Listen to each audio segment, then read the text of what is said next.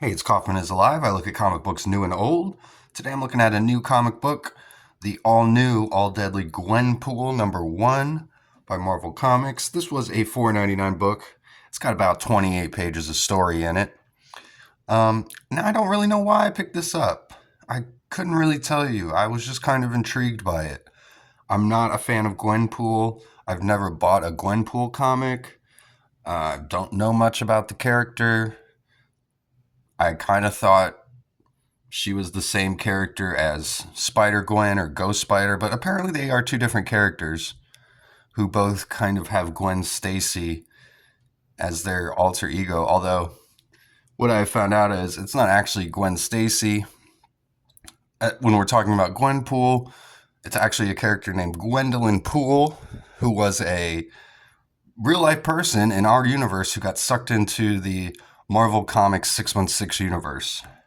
That's her origin story. So she's a derivative of Deadpool, obviously. And this is the all-new, all-different Gwenpool. So let me just open to a page where we got the original Gwenpool here, since I'm talking about her. So this is Gwendolyn Poole. And she is an ultra-powered character. She's totally OP. As you can see here, her and Spider-Man, along with Jeff the Shark and Kate Bishop Hawkeye, they're all battling Fin Fang Foom here, this giant lizard. And, as you might know, Fin Fang Foom, ultra powerful villain here. He's, as we've learned through some of the writing in this book, that he's taken out the Avengers and the X-Men, so it's just left to Spider-Man. We got Kavan Scott as the writer here, Stefano Nessi is the artist, Matt Milla is the color artist, and Ariana Maher is the letterer. So, and this pretty much explains everything I just said about Gwenpool. We got Jeff the Shark here, who's kind of like Gwenpool's sidekick. But the point I was getting at is that this whole first part of this story here kind of explains, to me at least, and this story does do a good job of catching up new readers like me as well. But that Gwenpool, she's just totally overpowered here. Fin Fang Foom, the X-Men, the Avengers, Spider-Man, they're all no match for Fin Fang Foom, but Gwenpool can stop him because she can pretty much do anything. And she's, like I said, a derivative of Deadpool. She can break the fourth wall like she does here.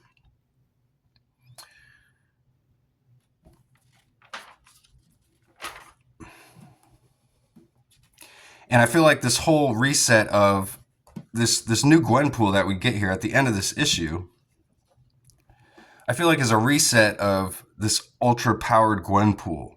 Because there's not much you can do with her, and she's so derivative of Deadpool as well. And just, she's a silly cartoon character. You can't really use her in a real comic book story. It just wouldn't make sense. She can do anything. So there's only so much you can do with a character that can do everything. You know what I mean? So I feel like this reset that we're getting here with this new Gwenpool is kind of depowering her and changing the character up quite a bit and giving her a new origin as well and a new alias. So I do like everything they're doing in this comic book. This one really surprised me. Here at the end, it gets a little darker. They start fighting these Deathlocks, and Gwenpool, the original Gwenpool, makes a joke about how everything's turned a bit Frank Miller, which is kind of funny. I really like these panels here. The Deathlocks, there's 3 of them. They get shot through the head here by somebody, and when we turn the page here, we see the reveal of this new Gwenpool, but she actually says she's not Gwenpool. And how many times can I say Gwenpool in a review? Gwenpool here, she's like, please don't be me from the future. Please don't be Dark Gwenpool. And she's like, you wish. And Spider-Man whips her mask off so they're able to see her face. And in kind of a goofy moment, but it works for the reveal in the comic book.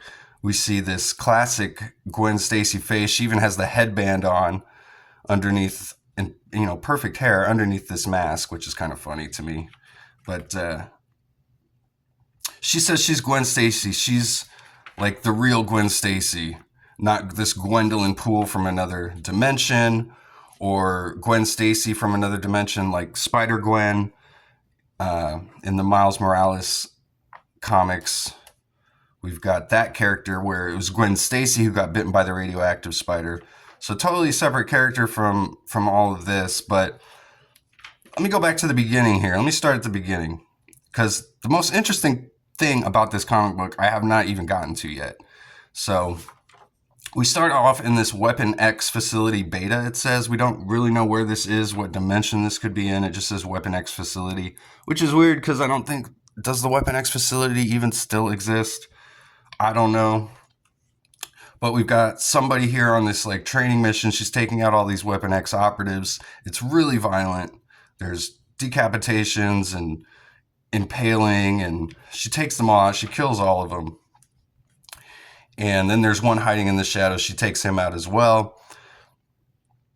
And there's someone talking to her this whole time through the comms.